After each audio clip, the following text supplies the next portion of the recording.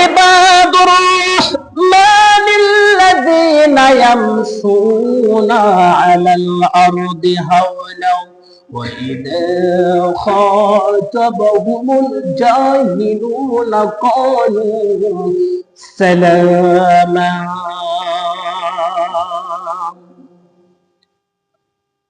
রহমানের বান্দা কি বলতেছে দেখেন, রহমানের বান্দারা এই জমিনে চলাচল করবে, চলাফেরা করবে। কি কর? এই রহমানের বান্দারাই চলবে, মানে আমরা চলাফেরা করব।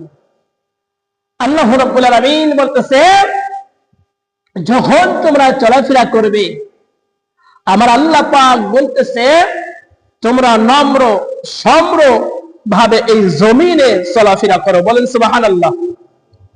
এই জমিনের মধ্যে আপনি মিজাজ গরম করে চলা যাবে না।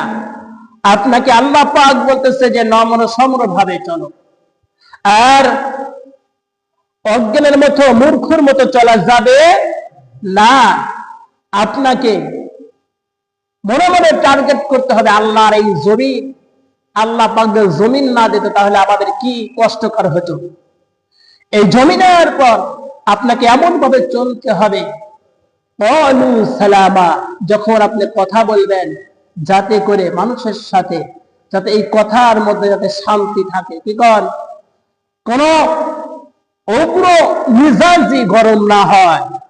আল্লাহ পাক বলতেছে কোরআনের কথা আপনার যখন বলতেছেন এই কথাগুলো শান্তিময় হয়। আপনি নিজের থেকে কথা বলতেছেন, এক বন্ধুর সাথে আপনি গল্প করতেছেন, গুজব করতেছেন, প্রতিবেশীর সাথে করতেছেন, আল্লাহ পাক বলতেছে যে তোমরা শান্তিময় কথা বলো।